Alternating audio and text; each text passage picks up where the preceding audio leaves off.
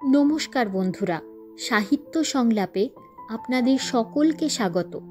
আমি সুদেষ্ণা আপনাদের ধারাবাহিকভাবে শোনাচ্ছি সুনীল গঙ্গোপাধ্যায়ের লেখা বর্ণাঢ্য কালজয়ী উপন্যাস সেই সময়। আজ তৃতীয় পর্ব। চলুন শুরু করা যাক। শোনা যায় নবীন কুমারের যখন মাত্র 5 মাস বয়স, সেই সময়েই সে একটি বিস্ময়কর কাণ্ড করেছিল। একদিন সে খাট থেকে গড়িয়ে পড়ে যায় মাটিতে। বিম্ববতী সেদিন পালকি চেপে গঙ্গা স্নানে গিয়েছিলেন। পুত্রের ভার দিয়ে গিয়েছিলেন অতি বিশ্বস্ত চিন্তামণি দাসীর ওপর। শিশুকে ঘুমন্ত ভেবে চিন্তামণি সবে মাত্র একবার ঘরের বার হয়েছে, অমনি শিশু সেই শয্যা থেকে গড়িয়ে পড়ে গেল ভুঁয়ে। শব্দ পেয়ে চিন্তামণি ছুটে এলো হাঁকুপাকু করে। এসে ওইটুকু ছেলের কাণ্ড দেখে তার চোখ কপালে উঠল। অত উঁচু থেকে পড়ে গিয়েও নবীন কুমার কাঁদেনি, বরং হামাগুড়ি দিয়ে সে পালঙ্কের নিচে লুকোবার চেষ্টা করল যেন। হামাগুড়ি! ভয়ে বুক ঢিপ ঢিপ করতে লাগলো চিন্তামণির। 5 মাসের শিশুকে হামাগুড়ি দিতে দেখেছে কেউ কখনো? পালঙ্কের নিচে হাত বাড়িয়ে চিন্তামণি ব্যাকুলভাবে ডাকতে লাগলো, ও ছোটবাবু, ছোটবাবু! চিন্তামণি নবীন কুমারকে ধরে তুলতে সাহস পাচ্ছিল না। তার ধারণা হলো এ ছেলের ওপর অপদেবতার দৃষ্টি পড়েছে নিশ্চিত। চেঁচামেচি করে বাড়ি শুদ্ধ লোককে সে ডেকে জড়ো করল সেখানে।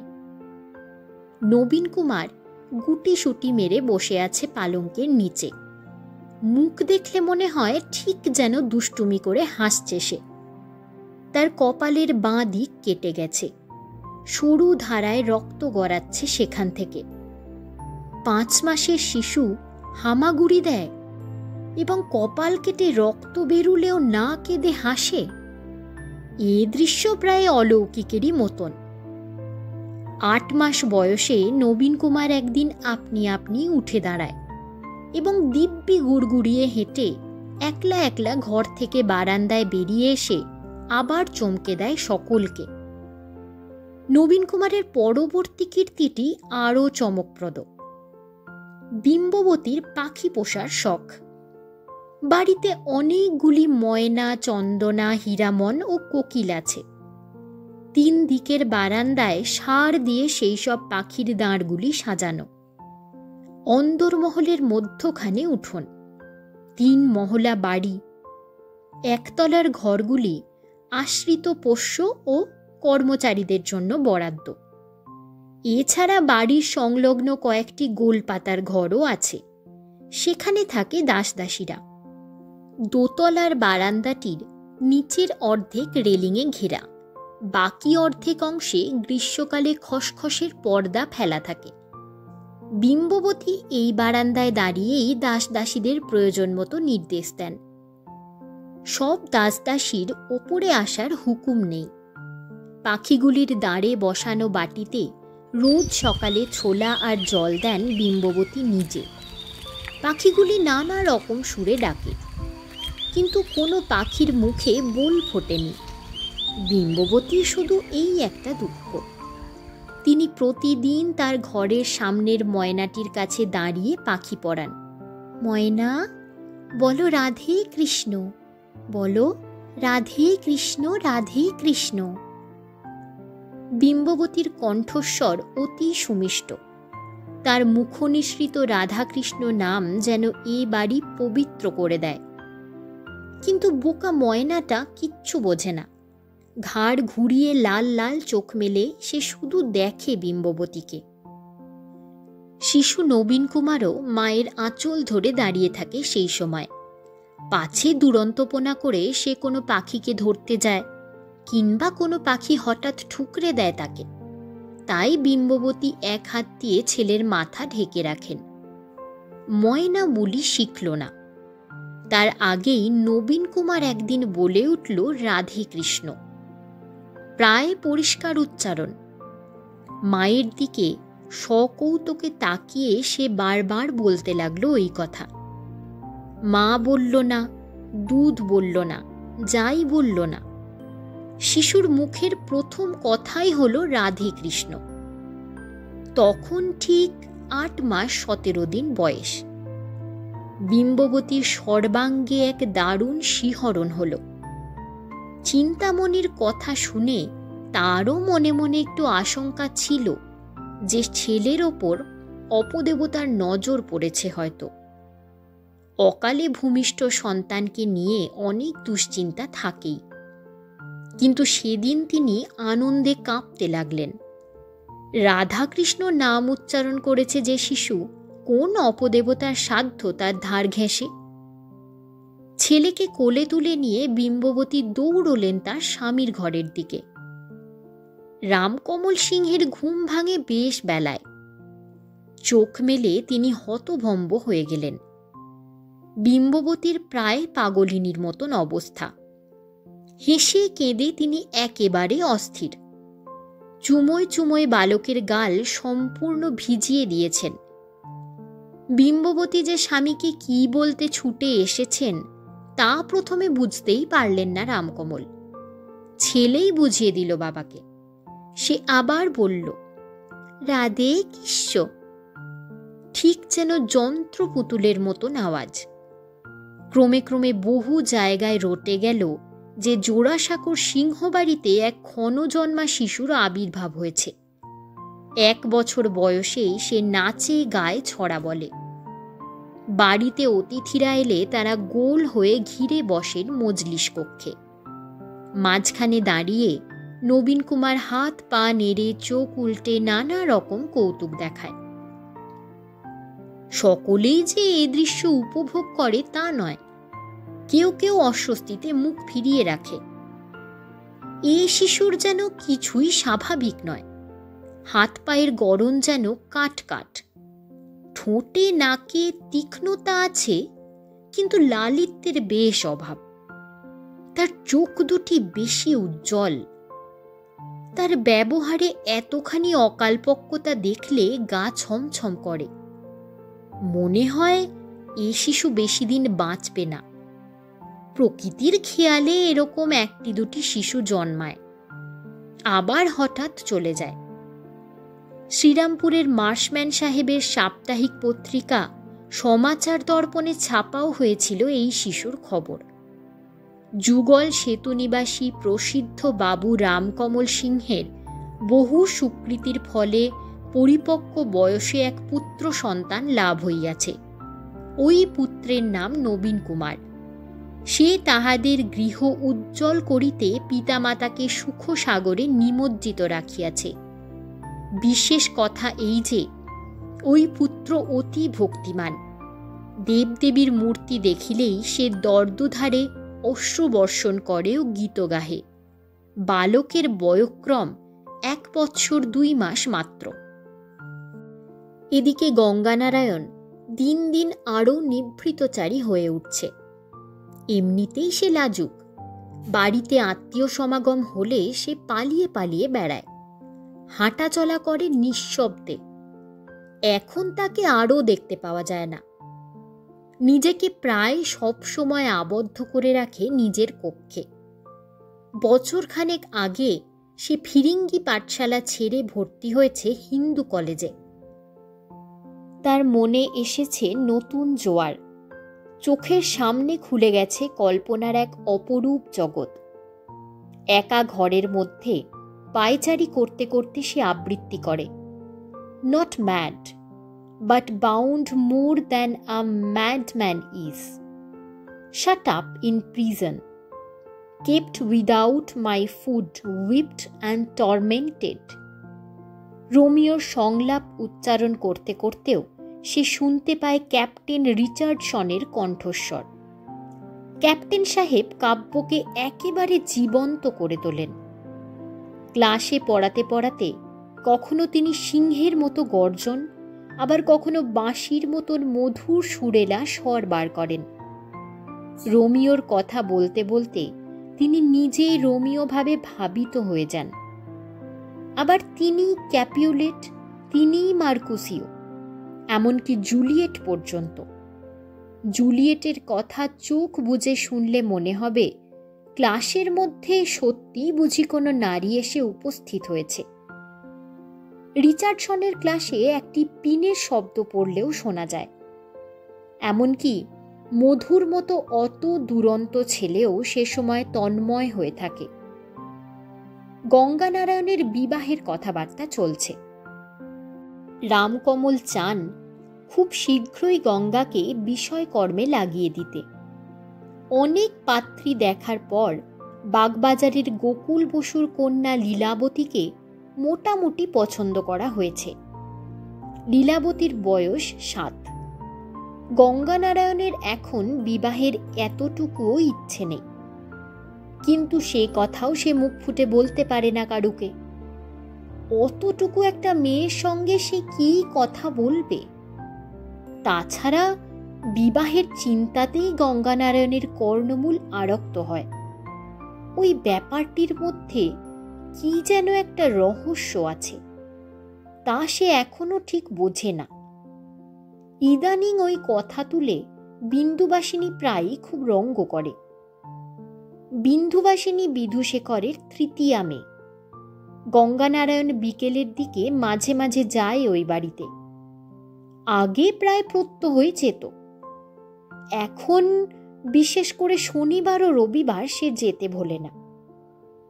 বিধুশেখরের বাড়ির আশ্রিতদের মধ্যে একজন হচ্ছেন শিবরাম আচার্য। তার কাছ থেকে নিয়মিত সংস্কৃত ও বাংলা পাঠ নিতে যেত গঙ্গানারায়ণ। কিছুদিন হলো আচার্যমশাই মার্শম্যান সাহেবের কাগজে পাণ্ডিত্যের চাকুরি নিয়েছেন। সারা সপ্তাহ শ্রীরামপুর থেকে শনিবার কলকাতায় আসেন। বিন্দুবাসিনীও পাঠ নেয় ওই আচার্যের কাছে। বিন্দুবাসিনীর পড়াশোনায় বড় আগ্রহ, সেখানেই তার সঙ্গে গঙ্গানারায়ণের মিল। বিধবা হয়ে পিত্রালয়ে ফিরে এসে বিন্দুবাসিনী পড়াশুনোয় বেশি করে মন দিয়েছে। বিধুশেখরের কন্যার সংখ্যা 5। তিনি অপুত্রক। পুত্র সন্তান নেই বলেই বিধুশেখরের বাড়িতে গঙ্গানারায়ণের বেশি আদর। বিধুশেখরের পঞ্চম কন্যাটির বয়স 8। তারও বিবাহ এই সামনের অগ্রহায়ণে। সেই কন্যার সঙ্গে গঙ্গানারায়ণের বিবাহ হলে ব্যাপারটি সর্বাঙ্গ সুন্দর হতে পারত, কিন্তু তা হবার নয়। বিধুশেখররা ব্রাহ্মণ, বৈদিক কুলীন বলে ওই পরিবারের মেয়েদের বিবাহ হয় কুল সম্বন্ধ করে। কন্যা সন্তান জন্মাবার 2-1 মাসের মধ্যেই স্বজাতের মধ্যে কোনো পাত্র নির্বাচন করে তার সঙ্গে সম্বন্ধ ঠিক করে রাখতে হয়। তারপর যথাসময়ে সেই নির্দিষ্ট পাত্রের সঙ্গেই বিবাহ। বাল্য থেকেই বিন্দুবাসিনীর কপাল পোড়া। কৃষ্ণনগরের যে ছেলেটির সঙ্গে তার কুল সম্বন্ধ করা ছিল, বিন্দুবাসিনীর বয়স 7 না পড়তেই মরে গেল সেই ছেলেটি। ফলে বিন্দুবাসিনী অন্নপূর্বা হয়ে গেল। তার আর কুলীন ঘরে বিবাহ সম্ভব নয়। এক মৌলিক ঘরের পাত্র ঠিক করা হলো তার জন্য। বিন্দুবাসিনী প্রায় গঙ্গানারায়ণের সমবয়সী। গঙ্গানারায়ণের মনে আছে বিন্দুবাসিনীর বিবাহের দিনটির কথা। সেদিন আকাশের রং ছিল রক্তবর্ণ। পাথুরিয়া ঘাটায় সাংঘাতিক আগুন লেগেছিল। পুরো 2 দিন ধরে জ্বলেছিল সেই আগুন। সেই লাল আকাশের নিচ দিয়ে খেলাঘর ও পুতুলের সংসার ছেড়ে 8 বছরের বালিকা বিন্দুবাসিনী চলে গেল শ্বশুরালয়ে। সেদিন সে গিয়েছিল কাঁদতে কাঁদতে। আবার সেই রকমই কাঁদতে কাঁদতে ঠিক 1.5 বছরের মাথায় সে ফিরে এলো সিথির সিঁদুর মুছে।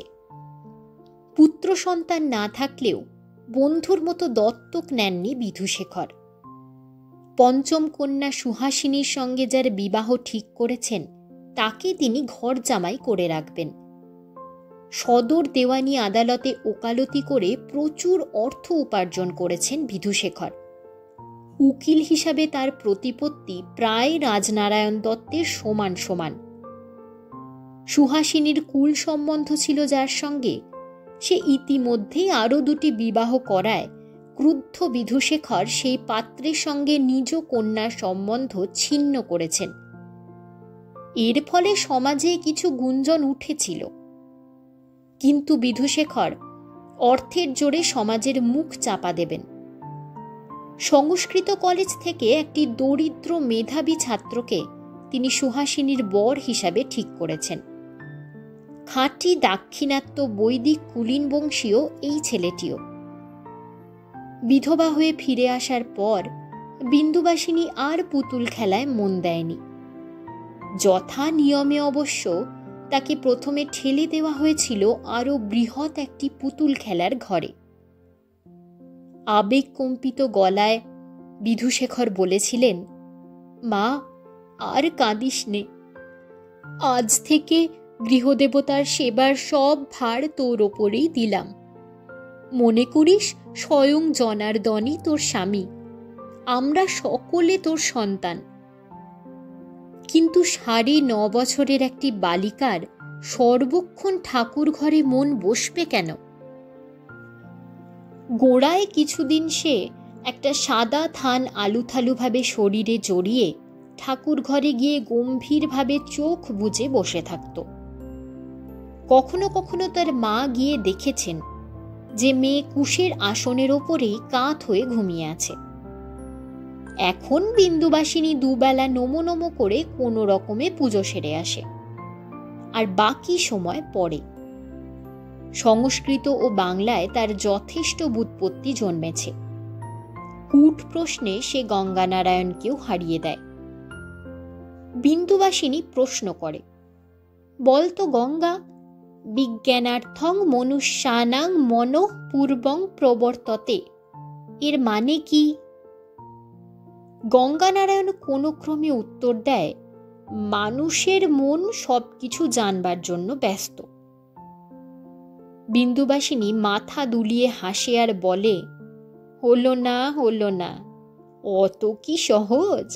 মানুষের মন প্রথমে বস্তুর স্বরূপ জানবার জন্য প্রবৃত্ত হয়, তারপর মানুষের মন এর ওপরে উঠে যায় আর সেই বস্তুকে অনুভব করার সংকল্প করে, আর তাতে বাধা পেলে চটে যায়। তৎপ্রাপ্য কামং ভজতে রোষঞ্চ দ্বিজ সত্যম।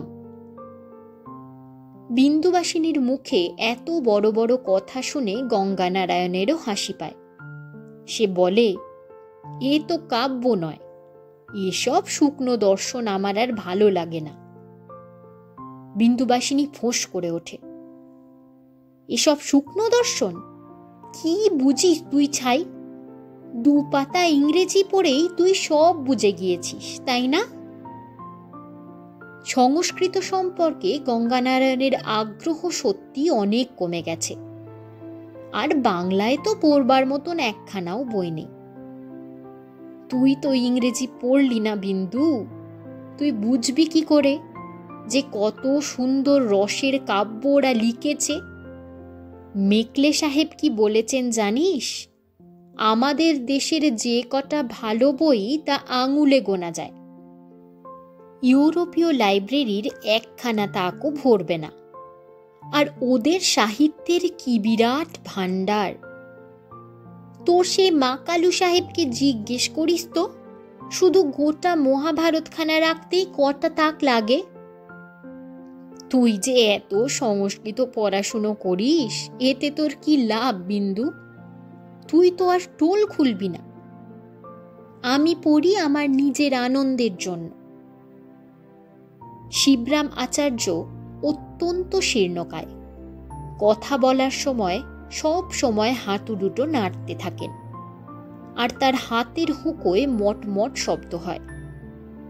একতলায় তার ঘরখানি দিনের বেলাতেও বেশ অন্ধকার, চতুর্দিকে ডাঁই করা পুঁথিপত্র। ওই রকম রোগা চেহারা হলেও তার গলাখানা বাজ খায়। একখানা পুঁথি খুলে তার ওপর প্রায় হুমড়ি খেয়ে পড়ে পাঠ উদ্ধার করেন। পড়াতে ভালোবাসেন তিনি। গঙ্গানারায়ণ ও বিন্দুবাসিনীর মতন 2টি মনোযোগী ছাত্রছাত্রী পেয়ে তিনি বেশ উৎসাহের সঙ্গেই পড়ান। বিন্দুবাসিনীর অন্য বোনেদের কখনো পড়াশুনোয় এমন আগ্রহ দেখা যায়নি, তবে সকলেই বাংলা লিখতে ও পড়তে জানে। গঙ্গানারায়ণ লক্ষ্য করেছে যে ব্রাহ্মণ বাড়ির মেয়েরা মোটামুটি লিখতে পড়তে সবাই শিখে যায়। তার মা বিম্ববতীর অক্ষর জ্ঞান নেই। ছোট ভাইটি জন্মাবার আগে পর্যন্ত সে প্রত্যেক দিন মাকে বই পড়ে শুনিয়েছে। শনিবার শ্রীরামপুর থেকে একটু আগে ফিরেছেন শিবরাম আচার্য। হাত পা ধুয়ে জপ সেরে নিলেন তিনি। চোখ খুলেই দেখেন দুই ছাত্রছাত্রী উপস্থিত। প্রথমেই তিনি গঙ্গানারায়ণের কাছ থেকে তার বাড়ির কুশল সংবাদ জানলেন। বিশেষত গঙ্গার কনিষ্ঠ ভাইটি সম্পর্কে তার বেশি আগ্রহ। তারপর তিনি হুঁকো ধরিয়ে টানতে লাগলেন আরাম করে, পুঁথি খুললেন না। বিন্দুবাসিনী বলল, পণ্ডিত মশাই, আপনি আজ আমাদের কালিদাস পড়াবেন বলেছিলেন, মেঘদূত? শিবরাম আচার্য বললেন, মেঘদূতম। চিন্তিতভাবে জোরে জোরে খানিকক্ষণ হাঁটু নাচালেন তিনি। তারপর বললেন, মা বিন্দু, কিছুদিন ধরিয়াই তোমাকে একটা কথা বলিব বলিব করিয়াছি, কিন্তু বলা হইয়া উঠে না। আমার নিকট তুমি যথেষ্ট শিখিয়াছ, আর কিছু তোমার শিখিবার প্রয়োজন দেখি না। বিন্দু অবাক হয়ে বলল, আর কিছু শেখার নেই? আপনিই তো বলেছেন মানুষের শিক্ষার কখনো শেষ হয় না। তাছাড়া আমি তো এখনো কিছুই শিখিনি। শিবরাম বললেন, যাহা শিখিয়াছ তাহাই যথেষ্ট, আর প্রয়োজন নাই। স্ত্রীলোকের পক্ষে যতখানি শিক্ষা করা উচিত তুমি তাহা অপেক্ষা বেশি পড়িয়াছ। না পণ্ডিত মশাই, ও কথা আমি শুনব না। পড়াশুনো না করলে আমি আর সময় কাটাবো কেমন করে? বেশ তো, যদি পাঠ্যাভ্যাস রাখিতে চাও নিজে নিজেই তাহা পারিবে, আমার সাহায্য লাগিবে না। নিজে নিজে পড়ব? আপনি তো মুগ্ধবোধ শেষ করেননি। সংস্কৃত ব্যাকরণ আমি এখনো সব বুঝতে পারি না। গঙ্গা বলছিল ওর দর্শন ভালো লাগে না, কাব্য ভালো লাগে। ইংরেজিতে নাকি ভালো কাব্য আছে। মেঘদূতের চেয়েও কি ভালো কাব্য ইংরেজিতে আছে? আপনি আমাদের মেঘদূত পড়ান। শুনো মা বিন্দু, মেঘদূতম স্ত্রীলোকের পাঠ করা উচিত না। কথাটা বলে ফেলে শিবরাম আচার্য নিজেই যেন লজ্জা পেলেন। মুখটা নিচু করলেন মাটির দিকে। বিন্দুবাসিনীর মুখখানা এবার বিবর্ণ হয়ে গেল। সে অস্পষ্টভাবে জানে যে কোথাও কোথাও একটা কিছু সীমারেখা আছে, যা সে লঙ্ঘন করতে পারবে না। গঙ্গানারায়ণ চুপ করে বসেছিল। শিক্ষাদানের ব্যাপারে অত্যুৎসাহী পণ্ডিতের হঠাৎ এই মন পরিবর্তনের কারণটা সে ঠিক বুঝতে পারল না। বিন্দু কেন আর পড়বে না? সে জিজ্ঞেস করল, পণ্ডিত মশাই, আপনি আমাকেও আর পড়াবেন না? পণ্ডিত বলল, তোমাকে কেন না পড়াইব? তোমার যখন ইচ্ছা আসিও। তাহলে বিন্দু কি দোষ করল? স্ত্রীলোকদিগের শিক্ষা দিবার অধিকার আমাদের নাই, ইহা লোকাচার সম্মত নহে। বিন্দু যাহা শিখিয়াছে তাহাতেই সে নিজে ধর্মগ্রন্থাদি যথেষ্ট পড়িতে পারিবে। বিশেষত মেঘদূতম পাঠ স্ত্রীলোকের পক্ষে অতি গর্হিত। ঠিক আছে, মেঘদূত না হয় থাক। আপনি মহাভারত পড়াচ্ছিলেন, সেটিও তো এখনো শেষ হয়নি। শুনো, তাহা হইলে সত্য কথাটি বলি। শুনো বিন্দু, তোমার পিতা মহাশয় আমাকে বলিয়াছেন যে কন্যার পাঠ যথেষ্ট হইল, আর অধিক কি, সে এখন 15 বর্ষিয়া হইয়াছে। বিন্দু রাগ করে উঠে দাঁড়িয়ে বলল, আপনি তাহলে আমাকে আর পড়াবেন না? তোমার পিতার অনিচ্ছা, আমি কি করি বলো?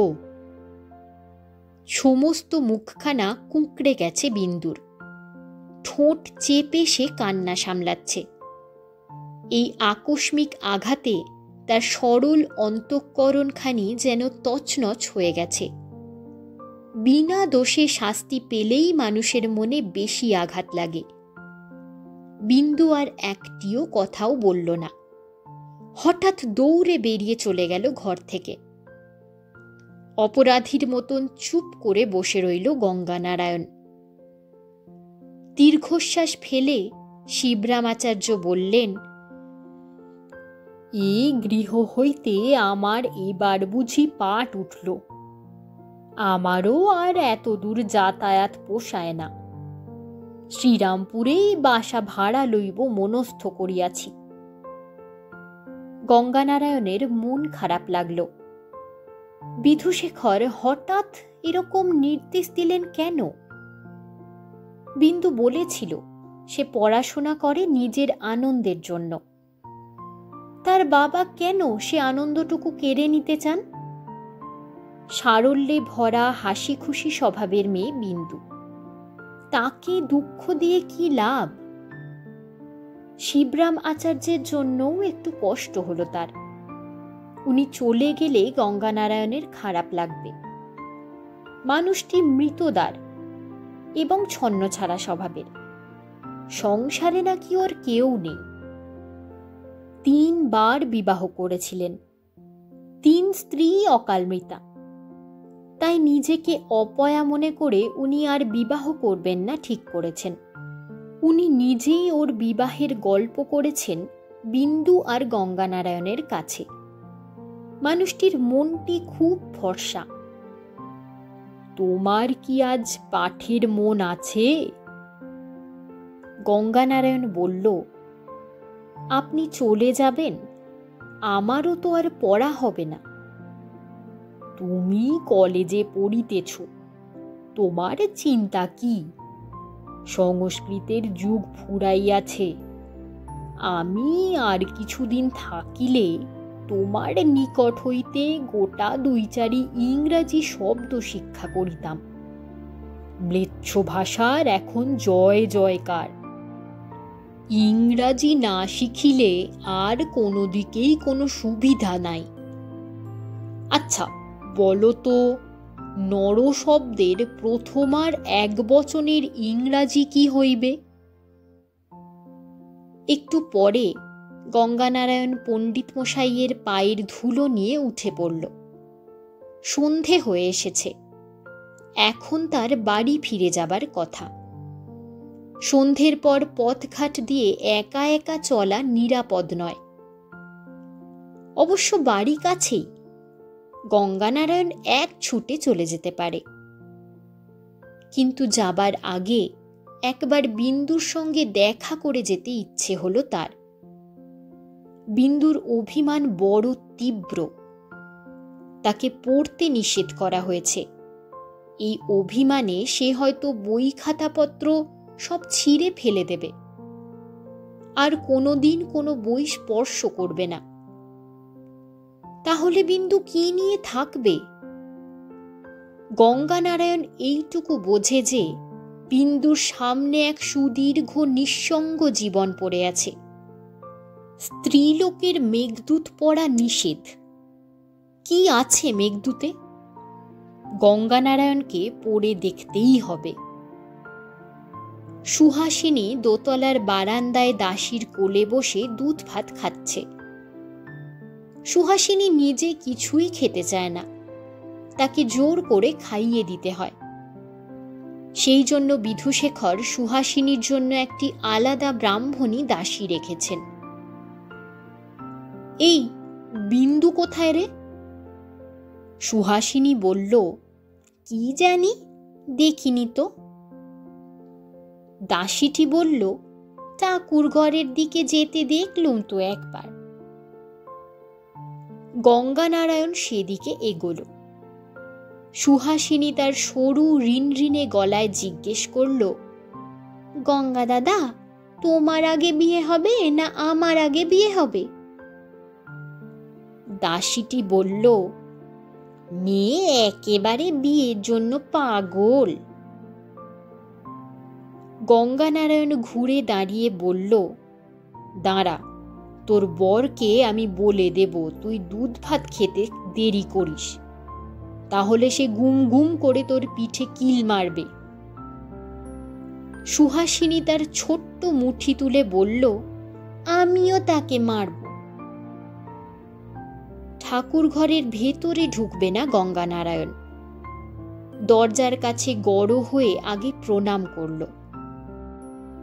তারপর ডাকল, বিন্দু, বিন্দু। কোনো সাড়া নেই। গঙ্গানারায়ণ একটু মুখ ঝুঁকিয়ে উঁকি মেরে দেখল বিন্দু নেই এখানে। বিন্দু তার নিজের ঘরেও নেই। হয়তো মায়ের কাছে গিয়ে বসে থাকতে পারে, কিন্তু কান্নার সময় বিন্দু একা থাকতে চায়। গঙ্গানারায়ণ আগে দেখেছে। গঙ্গানারায়ণ ছাদে খুঁজতে গেল। পশ্চিম দিকের আলসের কাছে পিছন ফিরে দাঁড়িয়ে আছে বিন্দু। আকাশে তখনও বর্ণ পরিবর্তনের পর্ব শেষ হয়নি। একদিকের আকাশ তখন প্রায় অন্ধকার। মাঝে মাঝে রয়ে গেছে কয়েকটি রূপোলি রেখা। অন্যদিকের আকাশে ঝলকাচ্ছে সোনার রং। কোথাও কোথাও তা সিঁদুরের মতন লাল। বিন্দু তাকিয়ে আছে সেই সূর্যাস্তের সমারোহের দিকে। শুভ্রবসনা বিন্দুকে সেই লাল রঙের পটভূমিকায় দেখে গঙ্গানারায়ণের মনে হল, এরকম রক্তিম আকাশের সঙ্গে বিন্দুর জীবনের যেন কোনো যোগ আছে। গঙ্গানারায়ণ ভাবল, পিছন থেকে চুপি চুপি গিয়ে বিন্দুর পিঠে হাত রেখে চমকে দেবে। বিন্দুর চোখে যদি এখনো জল থাকে, তাহলে সে তাকে বলবে, তুই কাঁদিস নি বিন্দু, এখন থেকে আমি তোকে পড়াবো। আমি কলেজ থেকে যা শিখে আসব সে সব আবার শোনাবো তোকে। খুব কাছে গিয়ে হাত তুলেও থেমে গেল গঙ্গানারায়ণ। তার মনে হল সব কিছু আর আগেকার মতন নেই। এক একটা কথায় অনেক কিছু ভেঙে যায়। পণ্ডিত মশাই আজ বারবার বিন্দুকে বলছিলেন স্ত্রীলোক।